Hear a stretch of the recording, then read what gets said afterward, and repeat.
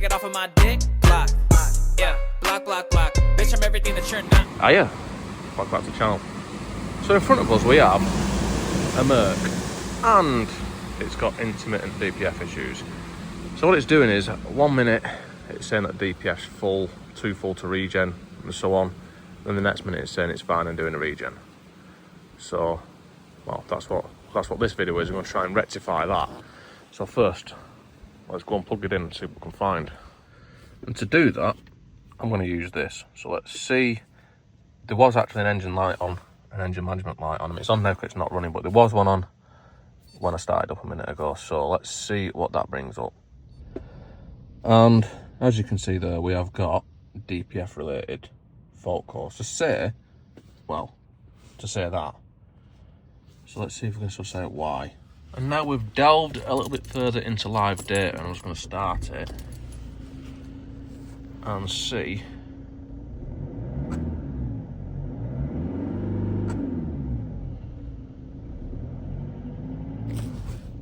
Now if we look there, it's saying back pressure is that much, but the differential pressure is next to nothing.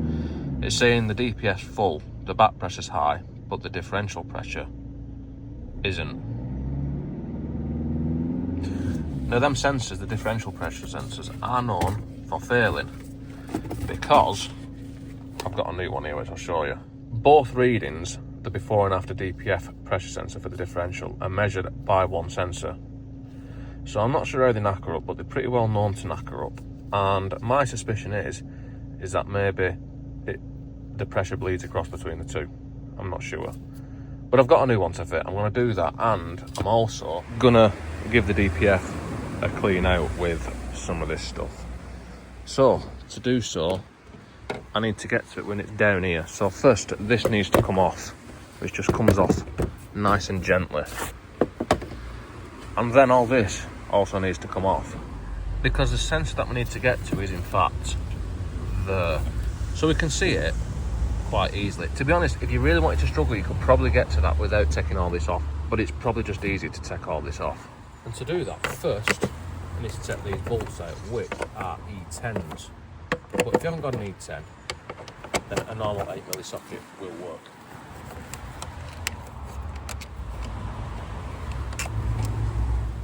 And that is now released apart from all these clips which hold these wires on, which you need to slide out of the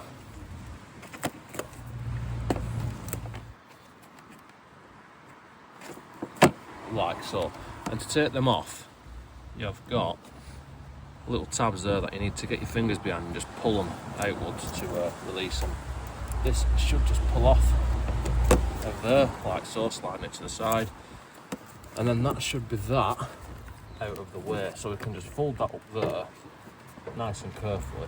And now with that out of the way, we can proceed to remove this.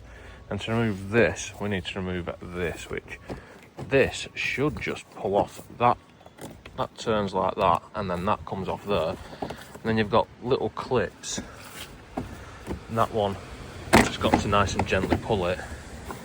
And this here should release from there by pushing that in, which it did. So now we can also take that out of the way and put it in a safe place. And we can unplug this methylator sensor by releasing this grey bit and pushing that way, and then that should unplug it nice and carefully.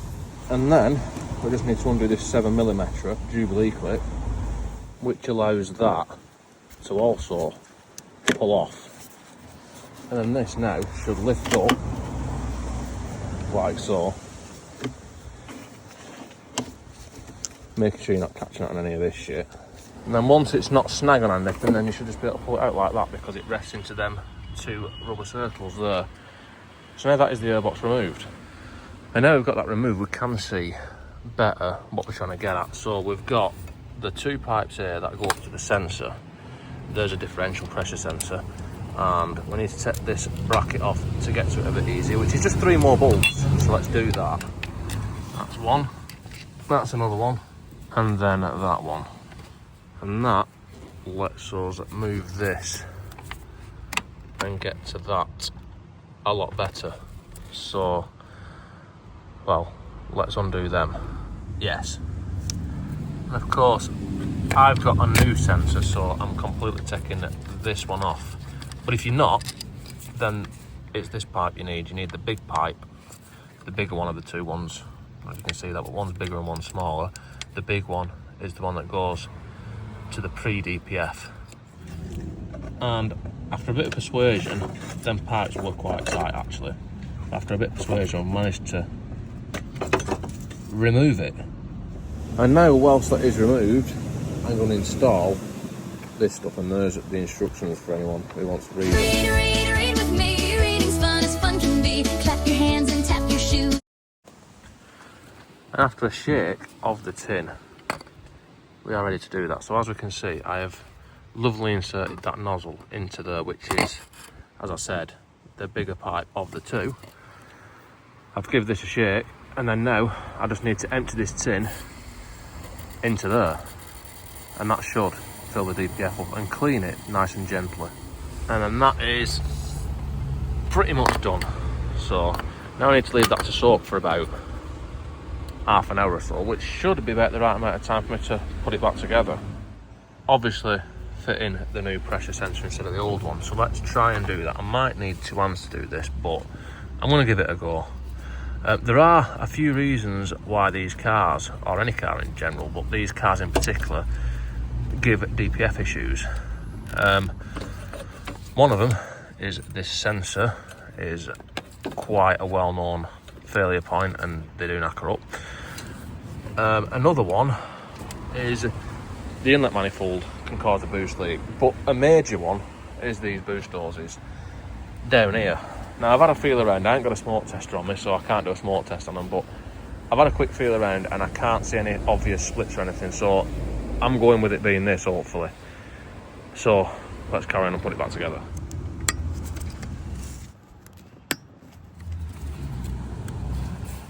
Yes.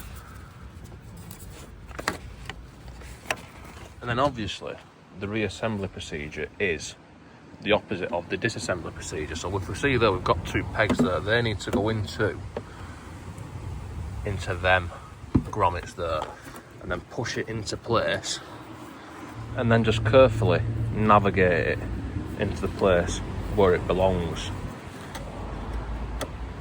Not forgetting to connect everything back up along the way, and obviously tighten this up and then refit this, and then now we can put this back on, which should be nice and simple. This one slides on that way. These ones, you just got to push in something like that. Yes. So now that is all back together, and it should be all right to carefully reinstall this. Yes. Better. Now hopefully we should actually be done under here, so I can in fact shut this.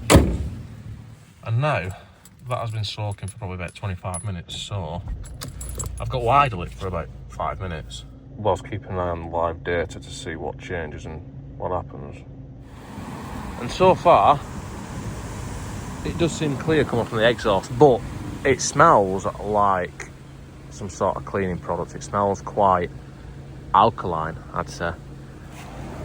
Yes.